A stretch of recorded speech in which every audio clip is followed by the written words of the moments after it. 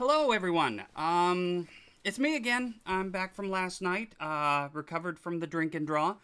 Um, I am, if you don't know yet, I am Don Higgins. I am the writer and illustrator of two different FASA based comics, the Champions Challenge and the Hey Penny Pie.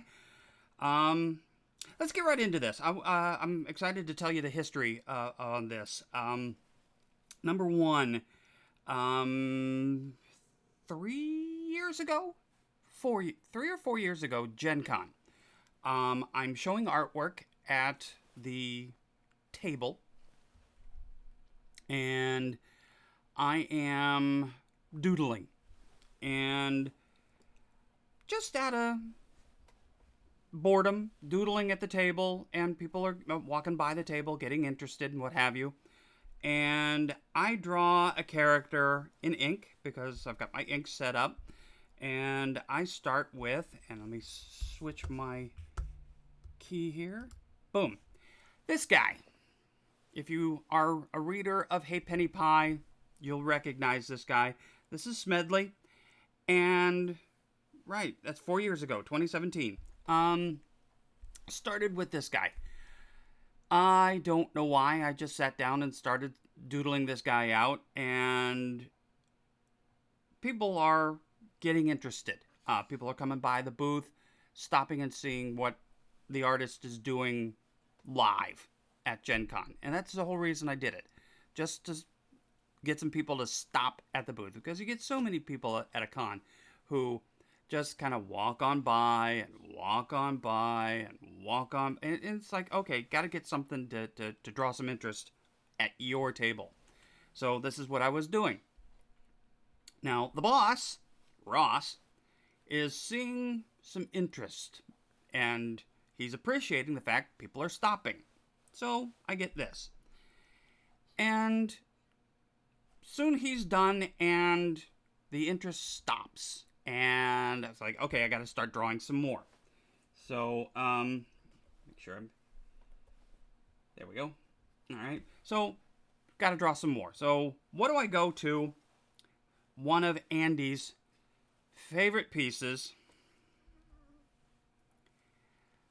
Good Boy. Now, when I started drawing the dragon, I didn't know what I was going to do with him. Andy, do you remember him?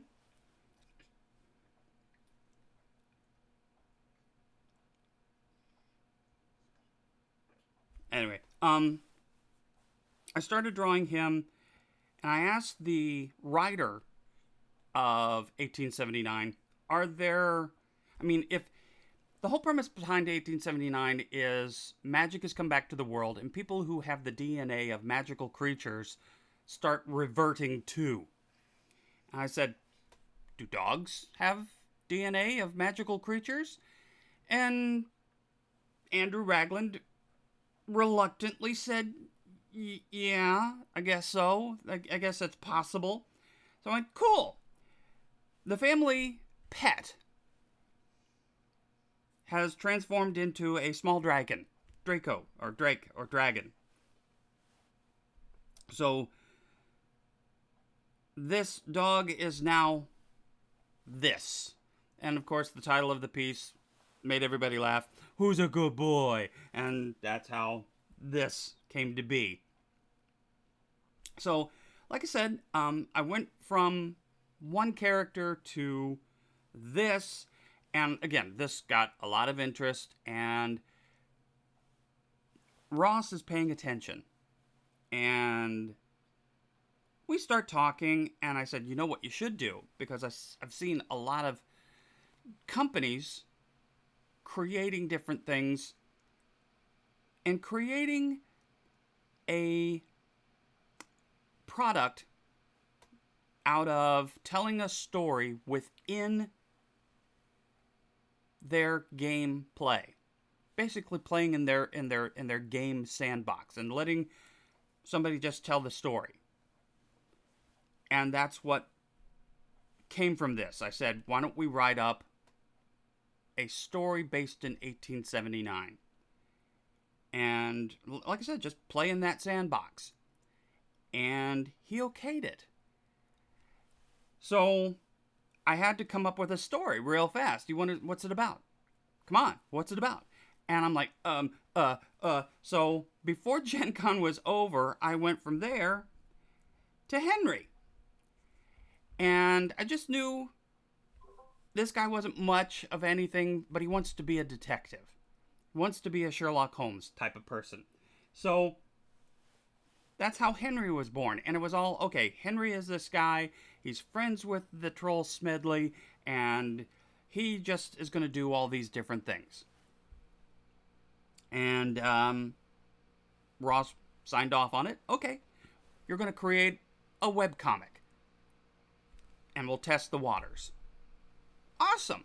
So I was off and running. I was already in 1879 as far as drawing artwork for and freelancing for, and I got pretty much promoted into line artist for 1879. So I was in the world, knew something about it, got more involved with FASA and with the comics, and it became a thing. And it progressed from there. Initially, see what happens. Write a webcomic. So I started with the webcomic. And there's the first one. The very first webcomic for Hey Penny Pie. Now, it's created in traditional strip format, just like the newspaper thing.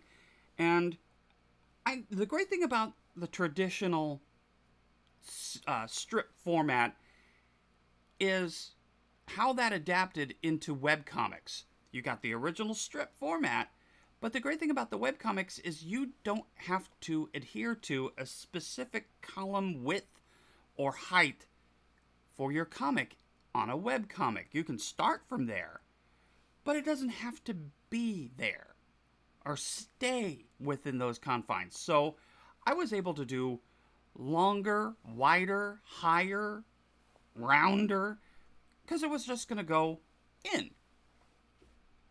Now, 6 months is starting to pass as far as this is concerned. And I get a call from Ross. He's like, Don, we need to talk about the comic. And I'm like, initially I'm like, oh no, he's going to let me go. It's going to end. How do I wrap up the story? I'm really heavily involved in the story, and I think he's going to fire me. He goes, no, we're not firing you. What we want to do is we want to take the webcomic, and now we want you to get it ready for a book. A book? Right. I'm like, oh. Now, like I said before, this is all these strips. And now I've got to prepare it for book format. So I had to go back through the whole thing over again and relay out. If you'll remember the first page, now it's, or the first comic, now it's laid out for a page layout. And I had to do that for 128 comics and get it ready so it can go to a printer so we can publish a book for Gen Con. I was not ready, but all right. There's a motto I try to live by as far as an artist. When you're working on these things, when you're working on artwork and things like that, and somebody says, can you? Immediately, yes, I can. Say yes. Somebody, can you draw? Yes, I can. Can you draw? Yes, I can. And then go figure out how later. But get the job. Get the job first and figure out how. Even if you don't know how, figure it out after you've got the job so that you can progress. Because artwork and working in the art field is so much wrapped around a catch-22. You can't get a job unless you get experience. And you can't get experience until you get a job. I don't know how many other jobs are like that, but that's pretty much all over the creative world. I'm pretty sure it's all over other worlds as well, but definitely within this realm, you can't get a job until you get experience, and you can't get experience until you get a job. So I said, yes, I can do this. And we set the whole book up, printed it up, and that's how the graphic novel for Hey Penny Pie came to be. So again, you see, second page, how everything got laid out. Now, this has led now to, I've got Hey Penny Pie Volume 1 is available. It's print. You can get copies of it. Go to the store here at FASA.com and FASAGames.com, and you can get the book. Andy, do I have any questions yet? Anybody wanting to ask a question yet? I hope. Sorry, I had to double mute it again. No questions yet, but I was going to say cool hat, and you could put the dragon picture back up because I love the dragon picture. Well, okay, maybe we'll revisit that again. Maybe. Later. Don't you have the original? You sent me a thing with a quote for the price on it, and I forgot to ask Zach, and I need to ask him, but pretty much the answer is yes. Okay, so you're claiming ownership of the original. Yes. Okay, all right. But I like the dragon. And I was also going to say, there's no way Ross was going to fire you. You got to quit that. At the time... You're too good to fire. I don't know about that. Fire, and you know it. well, anyway. I'm enjoying watching the progression. Because I remember seeing it as a strip and then as it moved forward. I appreciate that. Thank you. As I said before, when I'm creating the piece, and originally for webcomic, now I'm on volume 2, I still don't have the constraints on the webcomic as far as how big I can make it, or long, round, whatever. But now I've got to be prepared for it to go to print. Now, the great thing about print comic books, not a webcomic, but a comic book, are the splash pages. And this one that you're seeing on your screen right now, this was a load of fun.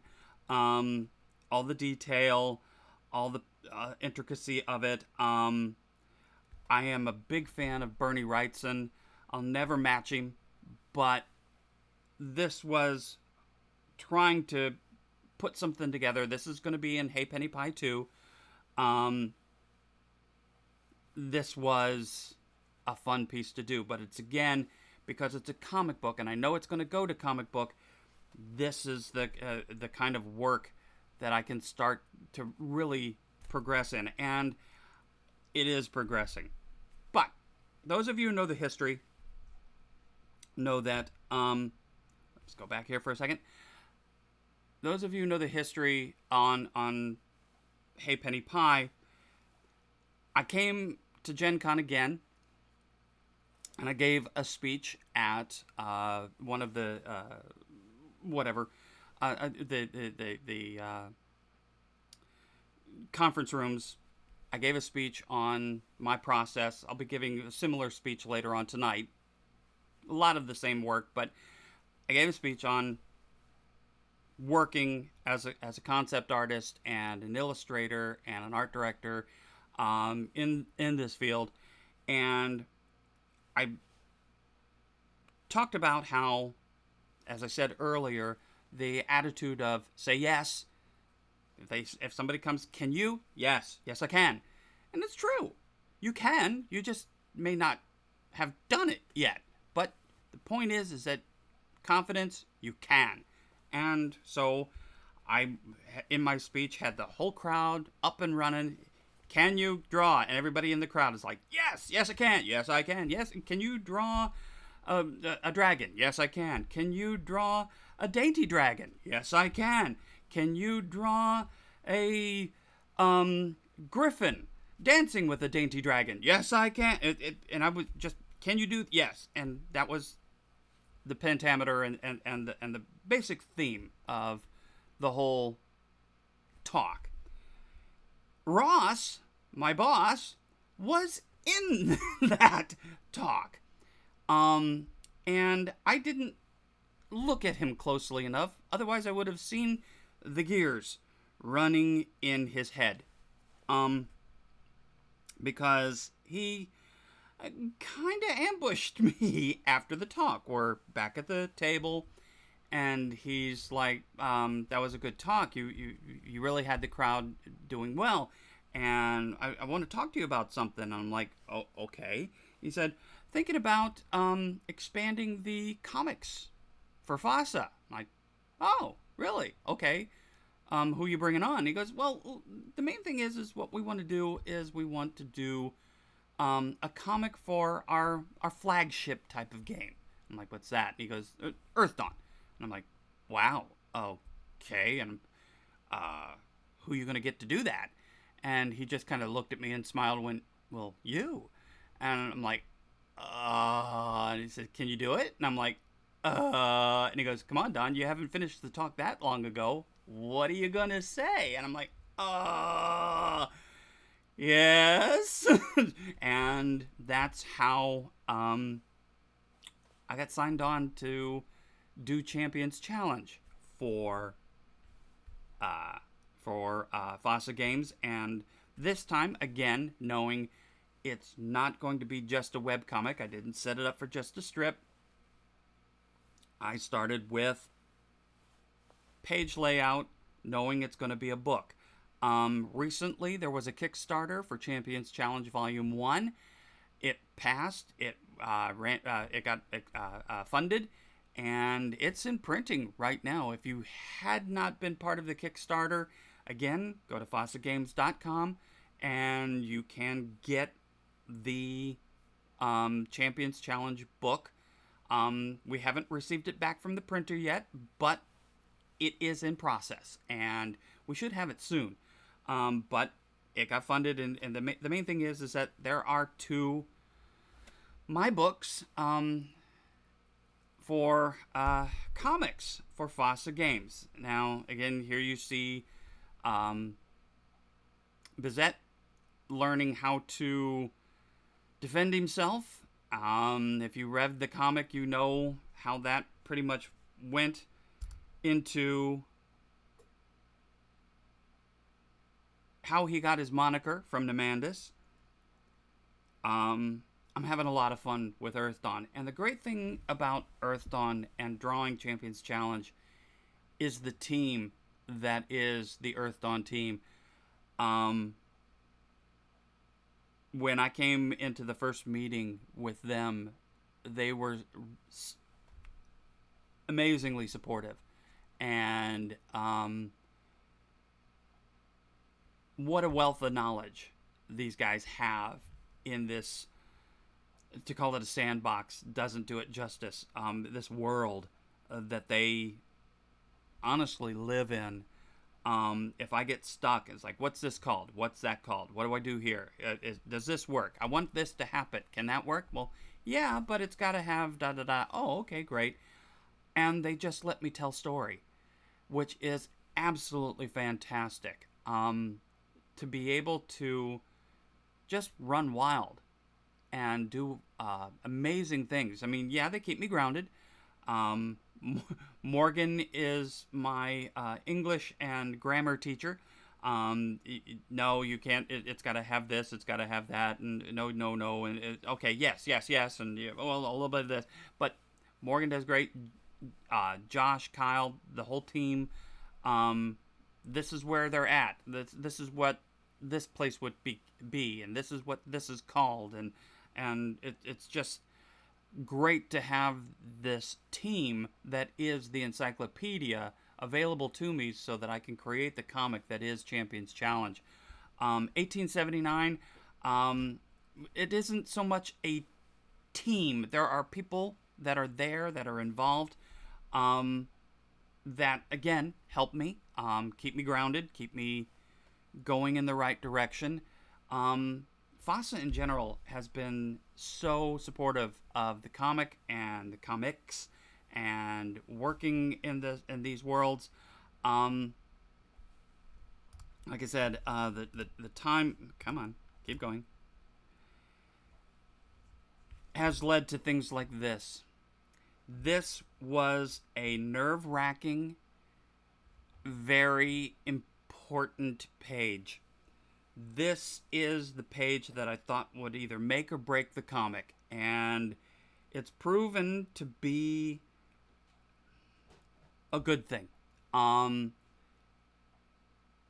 As far as the comic is concerned, there are people who did not appreciate what happened, but the point is, I didn't do it. I just announced it. A few months back, there was a online game, game convention. I believe, Andy, it was in Poland. If I'm correct, is that correct? Correct me if I'm wrong, Andy. But I believe it was in. Say again. I was in Poland. Yeah, I was in Poland, and then Josh joined me in Poland. Okay, and when I got introduced as the guy who does the comics, this page had already come out. And immediately you hear in the background, "Oh, you're the guy who killed Uhl." And I was, oh God, they're going to try and lynch me online. And I was scared to death for a second. Oh, crap. And again, the Earthdawn team helped me out. Everybody involved who was there is like, no, no, no, no, no. He's just the artist who announced it. And Andy has, on multiple occasions, taken the blame. She killed Uhl. Andy, you killed Uhl. I just announced it. But I killed Uhl. Josh backed me on it. The whole team liked the idea. Uhl died. Uhl died. But totally my fault. But my idea. The great thing about the Earthdawn and the 1879 cruise are there are things that are going to be coming. They get an idea of what to do in game, and they say, "Don, we want you to announce it in the comic." And this is one of those instances where they say, "This is a thing. This is going to be canon. We've come up with it. Can you fit it into your comic?" And I'm like, "Sure." I did this, and I didn't realize how important it was when I did it, but I know now. But the thing is that this is fun. Guys, if you get a chance to do this, this is fun. Where you get the game system people coming to you and say, "We're going to announce a big deal thing, and we want you to put it in your comic." That's great, because I know it's going to drive people to the comic, or it could have driven people from the comic, because whatever. But the point is that this was an amazing opportunity. And it's, as an artist, working with this team and having the opportunities to do this kind of work, important to people around the globe, because there are heavy Earthdawn people all over the world. And I'm doing something that's going to affect a lot of gamers. That is a heck of a rush. Heck, almost cussed online. Family show, right, Andy? Sort of family show. Sort of family show. This was a fantastic opportunity for me. Now, I work traditionally. Christmas time, or during the holidays, I attempted to do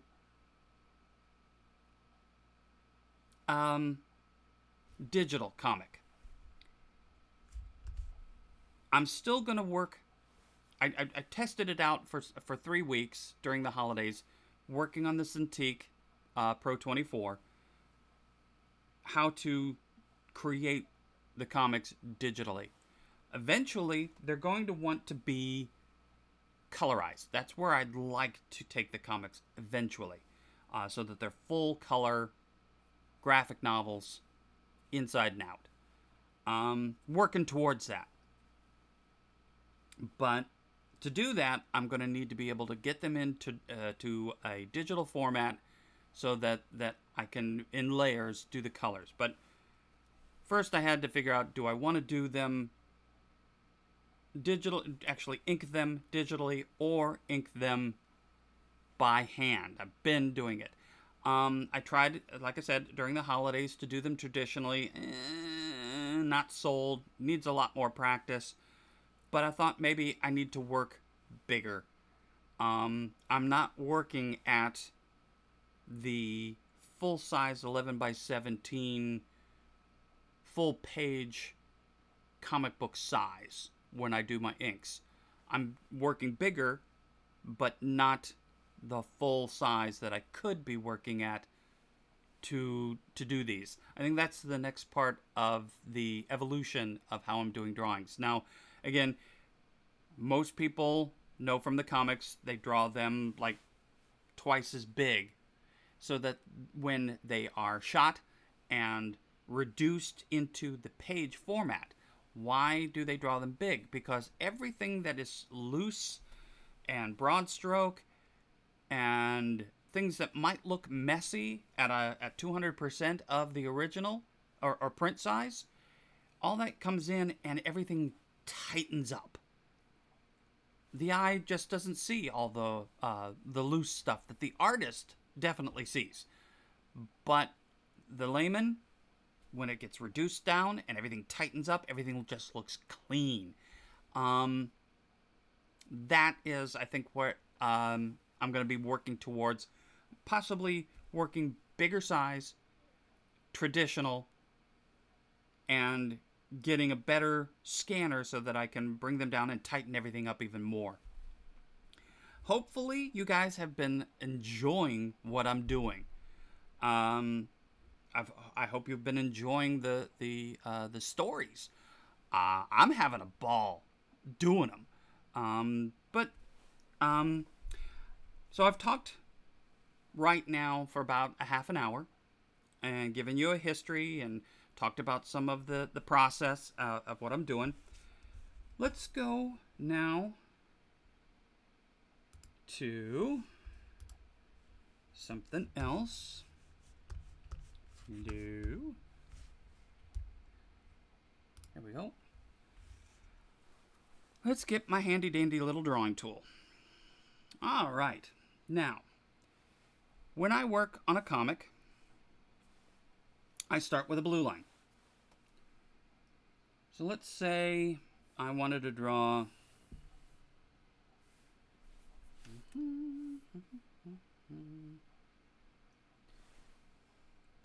what shall I draw?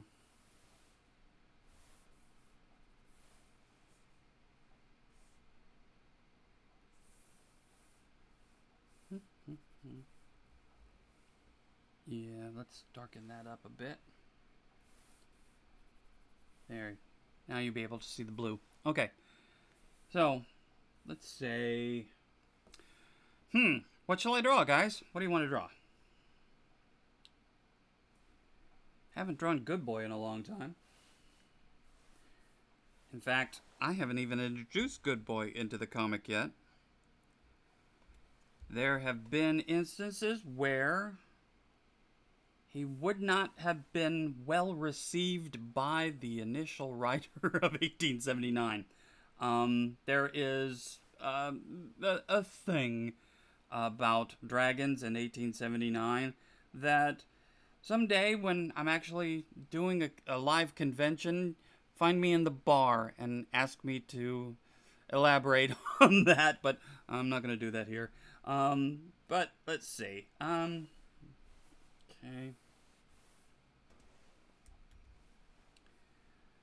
All right. So we start with a basic shape.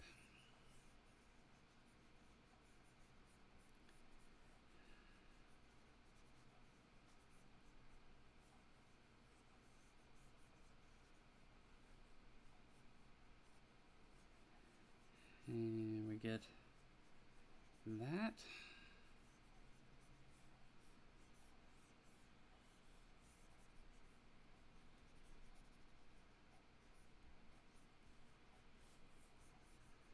And I gotta remember that this dragon, or drake, starts out, let's get the right drawing glasses on first. Okay. Where are my drawing glasses? Ah, there are my drawing glasses. Ah, much better.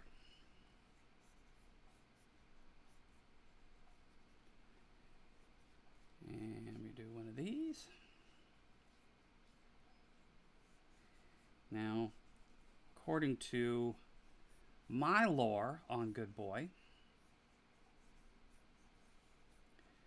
Good Boy was a dog initially. Now he's a dragon or drake. So I've got that information. I'm gonna, again, like I said, remember.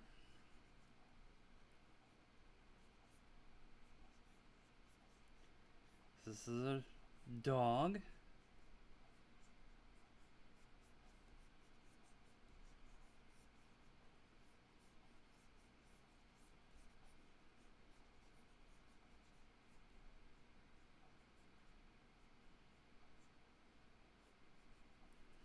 Get rid of some of this. This is too much.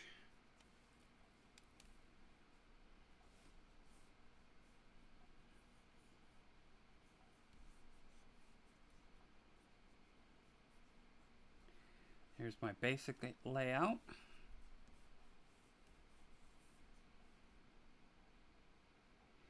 Gotta keep the eyes happy.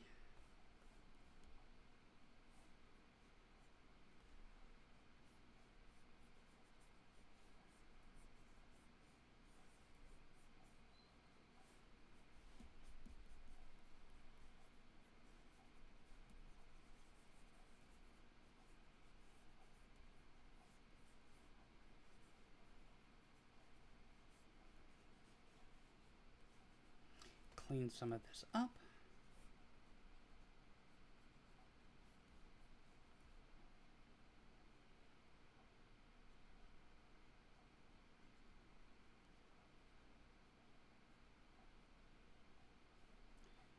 Where am I going to put the teeth?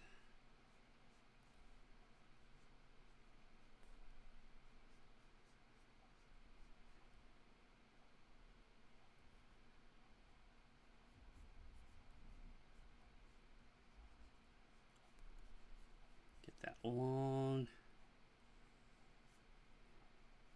happy dog tongue as he's sitting there panting, as dogs are prone to do.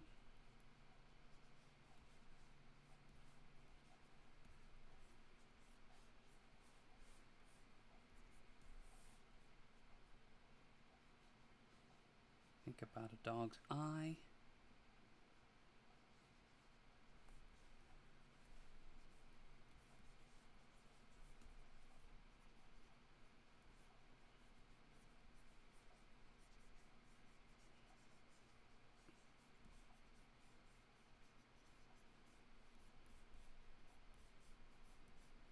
All right. It gets me a nice layout. Okay. I might want to, I think I am. I'm going to take this information here and I'm going to bring that out of here.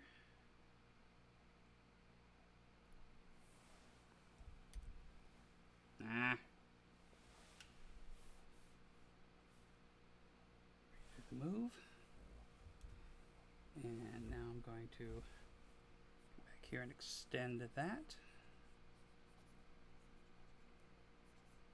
Bring that here. Change that. And that's one of the joys of digital.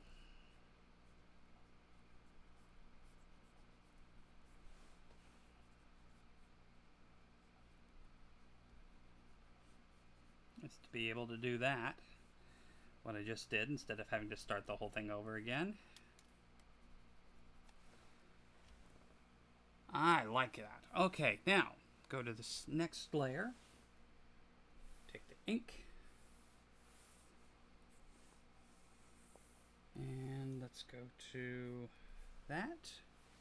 We're going to go way down.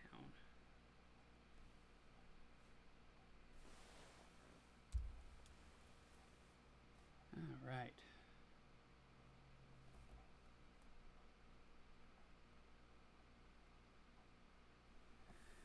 This I do not like.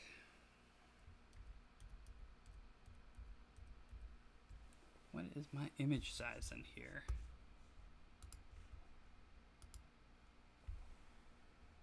Oh, that's part of the reason why. Okay, so let's go with a different pen.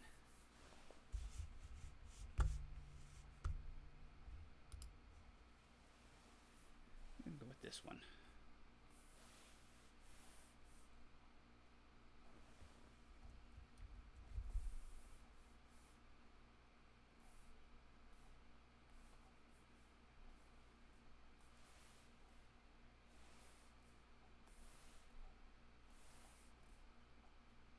That one I like.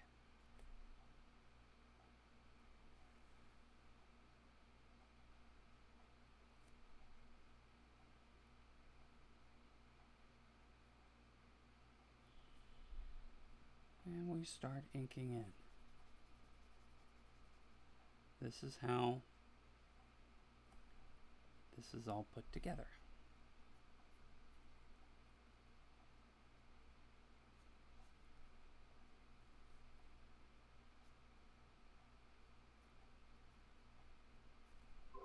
You draw such really great dragons, Dawn. Well, thank you. I appreciate that. We will have to push to get Good Boy into the comic.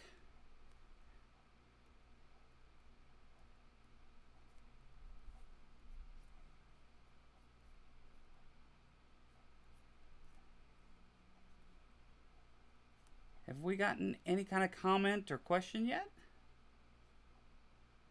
Is there anybody even here? There's people here. I think that they're just listening. I think they're just happy watching and listening. Awesome. You actually did really well with this format. I was struggling really hard with it yesterday. I'm used to having people and an audience to work with. Yeah. But I would sit next to people and be like, "Come on, you want to say something, right?" And format, it's a lot. It's very different, and I struggle with it. But you do a really great job. Well, I guess that's part and parcel because I'm a storyteller. I like to talk. I like to tell stories. Which is why I do the comics so well, is because I'm telling stories. Which is true. I mean, but I'm a storyteller and I like to tell stories too. But I have a harder time with this format. I'm used to being much more interactive. You like reading people's faces and getting their emotions. Reading their emotions. Mm-hmm. I can see that. And I have a very hard time with this format, so I'm hoping that today will go better when I do my thing. I'm sure you'll do awesome. You have a good following. You have a good following already. I don't know that I have that. Well, everybody on the line yesterday was giving you great praise. Oh gosh, I told you. I told James. We have the best group of fans ever. Like, I'm not kidding. We have like the best fans ever. Folding Abyss said internet stuff in general just feels a bit awkward. Oh my god, yes it does. It's so very much awkward. And I'm still getting used to it. It's taken me forever to get used to trying to GM this way. So I appreciate how well and smooth Dawn is doing with it. How am I doing on time? Okay, I got about 15 minutes to finish this guy up. Remember, this guy's name is Good Boy, because I don't know what else to call him yet. He is, if the lore still remains true, and I will have to check with Brad, our new line developer for 1879, our current line developer. He's been involved since the beginning, but if I will check with him, if humans have the fantasy creature DNA in them, if they can transform into, now that magic has come back to the world.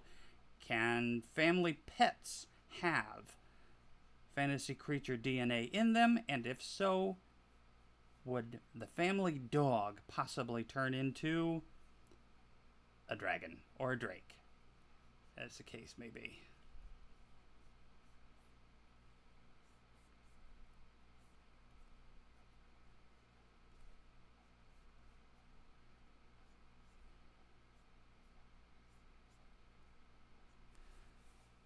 This is coming out really nice digitally. Going to be switching to a different pen nib though here in a couple minutes.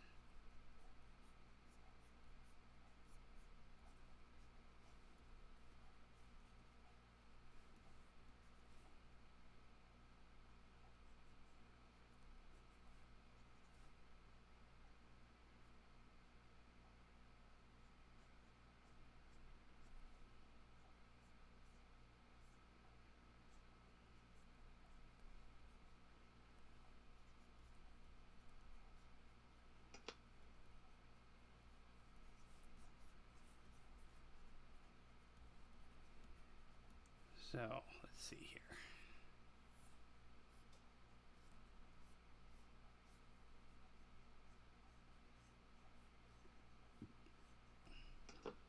So, hey, Don, I Yes. have a question for you. What's that? You said you're switching over to a different pen nib. Yes. Okay. So, when you switch to a different pen nib, is there like a particular pen nibs that are better for comic art, or that's all just a stylized thing? It is a stylized thing. I'm working with a brush or pen nib that is for inking, for digital. I have found these via a process of elimination via a magazine called Imagine FX. If you're a digital artist, you know the name. And it's trial and error. What do you like? What do you not like? There are certain nibs that are best used as a pencil. There are certain nibs or brushes that are best used for an ink look. And what I've been working with right now is pretty much a brush pen in the traditional sense. If you press hard, it's going to give you a thick line. If you press light, it's going to give you a thin line. Again, hard, thick, and light is going to give you a thin line. Now, if I wanted a consistent thin line that's not going to shade by pressure. Now, again, what I'm talking about, shade by pressure, if you're coming around this area here on the snout, and you want to shade that area without actually shading it, you give it a thicker edge or a thicker line. And that's shading by line, not by actual shading.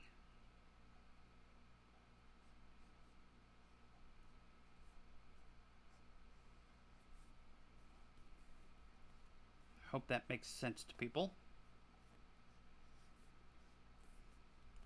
It does. I would like to say to the person who put something up in the stream, for some reason my stream window is being a pain.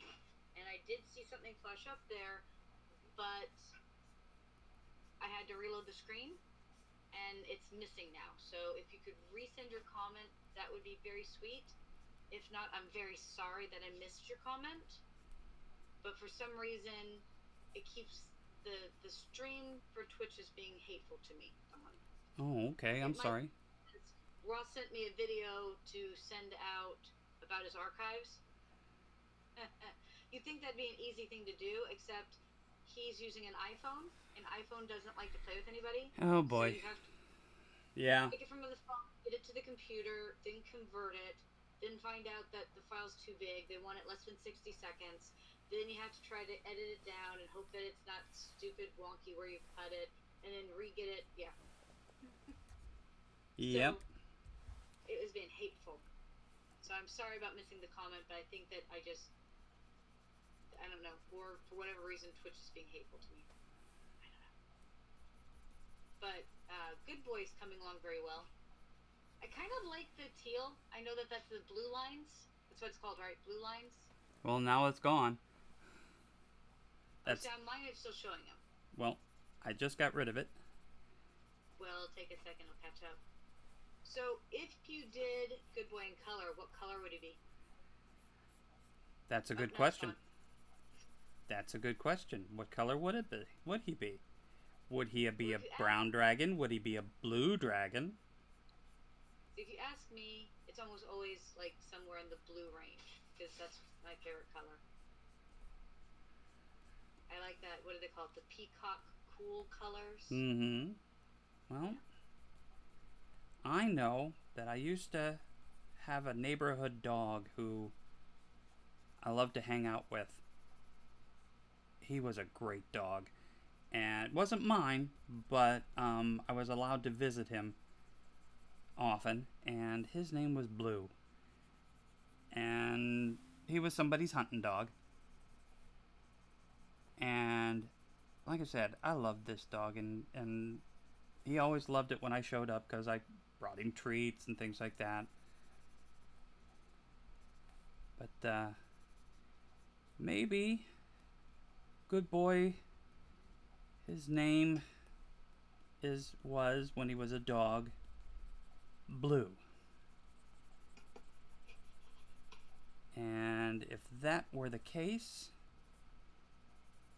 then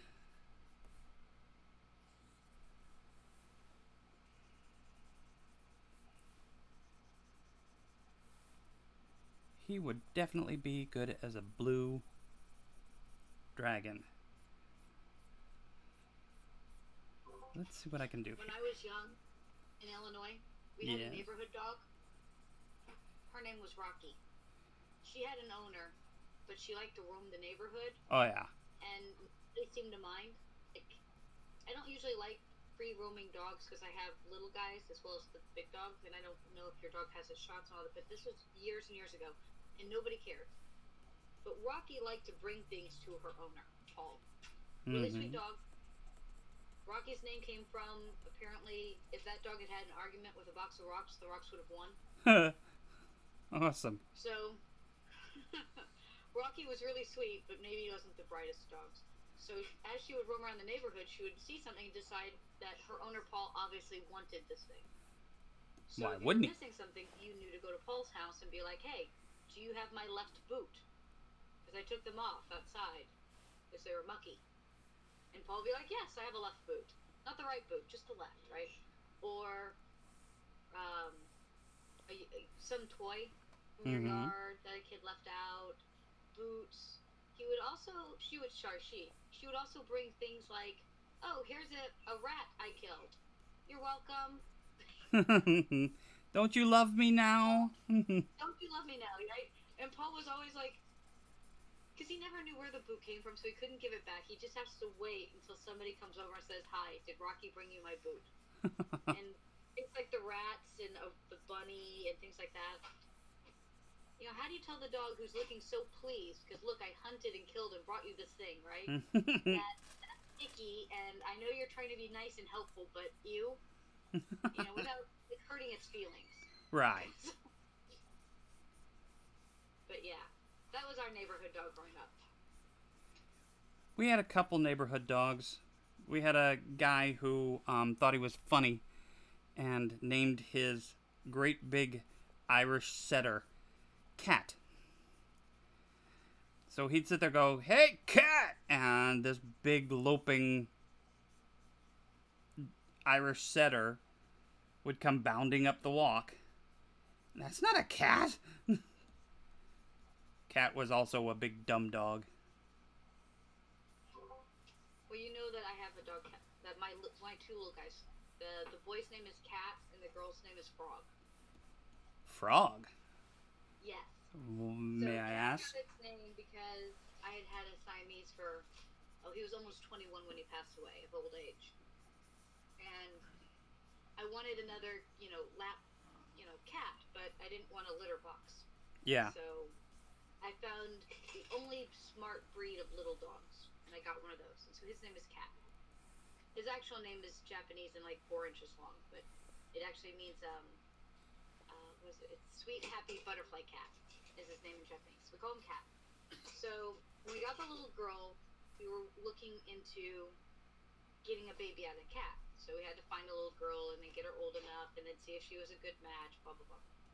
But the joke is that we were going to name the baby Bunny. And so how do you get a bunny from a cat? We have to breed it with a frog. See, cats are furry and frogs are jumpy. So furry plus jumpy makes a bunny.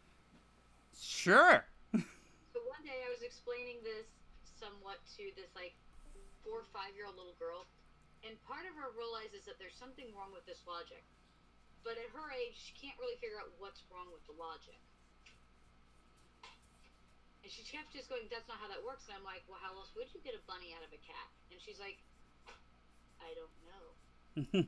But this is wrong, and you're doing one of those adult things on me. This is where you're messing with her, right? She knows she's being messed with, but she cannot figure out how it's wrong. We're actually hoping to have babies again. This will be our last litter. Cool. So hopefully they're doing the I refer to it as the amour dance. They kind of pounce at each other playfully. Yeah. I like you. I like you. And then they kind of like chase and run after each other. It's kind of adorable and funny and silly. Oh, look at Good Boy. He's coming out really pretty.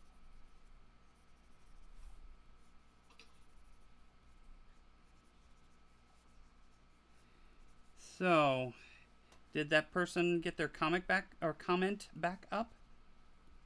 No, and I'm sorry about that. Oh well, it happens. Oh, dude, you missed out on the last hour. The last Starfighter? Yeah, the gentleman who is going to do some um, like sketch comedy, type of thing. Yeah, how'd that go? He didn't get the video completed, and so it didn't get downloaded. Oh. He was trying to do some stand up to and he was trying so hard, but it's rough. And then we had technical problems at the beginning because Brad messaged me that yesterday the people talking from the desktop, which should be on there, Yeah.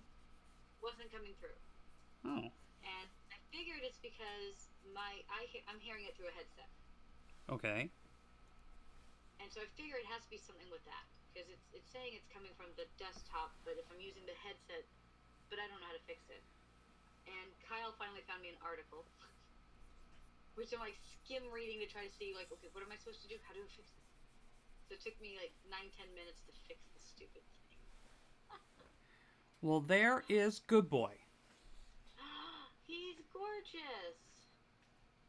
And he's a happy Drake. He is. Yeah, I was gonna say he can't be a true dragon. He's not big enough to be a true dragon. Can he be a Drake? I mean, I don't see why he couldn't be a Drake, maybe. No, I can't see any reason why not. So I think he's gorgeous. You did a great job. Oops. But again, you have a very cool style with your dragons. Thank you. Have you seen?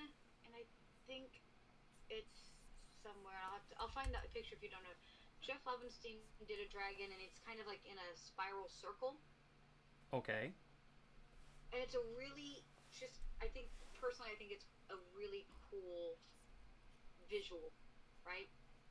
And your style is very different than his, but it's definitely a very stylized. It's very you, and it's really good. Thank you. And no, I don't tell all artists that. Sure. One time that an artist got mad at me at a convention. Did I tell you that one? At a convention? at a convention. I don't know what I was trying to say, but I don't know. convention. He had a very stylized. It was the very very big top, very wide hip, no waist. Like it's very very very unrealistic. Okay. Like oh, the Disney movie Hercules Yes. with the itty bitty, like, how do you have a 2-inch cleavage line and a waist that's a quarter of an inch? Yeah, I get you. It is very Not stylized. It's that, but those kind you of know, waists only work for Vera Ellen and animated characters. it does, and there's nothing wrong with the style. I don't have a problem with it. I actually have other artist friends who do pinups. Not a problem with that at all. When But I his was to a point, and it was just a style that I didn't care for, which happens mm-hmm. every now and then. I didn't like his art as much because it's very subjective, right? Yes. It didn't mean his art was bad, just wasn't for me. There are guys that are out there that are like that, and they do very nice work, and this is where they have realized this is their moneymaker. I knew a guy who would sit on the other side of this rather small con, Mm-hmm. and he saw that I was getting some business by doing some artwork and doing it live, and he had his way of selling, and it was to lay all this different kinds of work out, and it had worked for him in the past, but suddenly I was on the scene and it wasn't working the same way. So he went back and he told me afterward I had to go back to an old style of dealing with gamers. And I said, "Oh, really? What's that?" And he'd sit there and he said, "Pretend you're a gamer." And I said, "Okay." And I walked up to his table and he says, "Sir, welcome. Take a look at all my work here. I've got a portfolio here in front of you that you can peruse and see if you like anything." And then as I'm going towards the book, he puts his hand on the book in front of me, stops me, and says, "Now I have to warn you, the naughty stuff is all the way in the back." And I looked at him funny and I'm like, "You son of a bitch. What do? They go right to the back of the book." Right to the back of the book every time. Every time. And he sits there and goes, "And I make all kinds of sales that way because a lot of gamers are perverts." And I'm like, "Awesome. Nice to know." I won't say that that's true, but I won't say it's wrong. No. So what it ticked the guy off is that it was one of the cons where they had like an artist row, so and it was very dead. The con was dead. There wasn't a lot of traffic. And I had gone through, and I know a lot of the artists, so I'll stop and I'll chit chat and I'll look through stuff, and I usually try to buy prints at least if I can, right? Mm-hmm. Because a lot of prints will be $5-10. It's not a lot, but at least because you can spread that out. You still spend a bit of money, but you can give a little bit to a bunch of different artists, right? Yeah.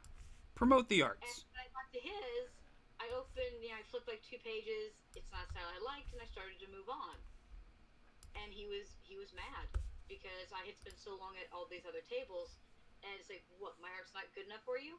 Which that does not help your sales. No, it does not. You don't chase after somebody questioning why they wouldn't spend money. That's just not done. Yeah, he was, it's like, yeah, didn't have a good attitude about it, right? And it's just like, and I just tried to tell him it's just not for me. And he basically wanted to liken it to the fact that it's an exaggerated but sort of a pinup style.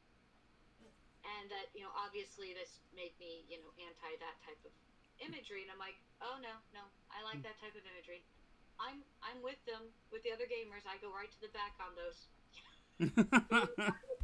Like, I have no problems with that. It's just, This isn't me. Yeah.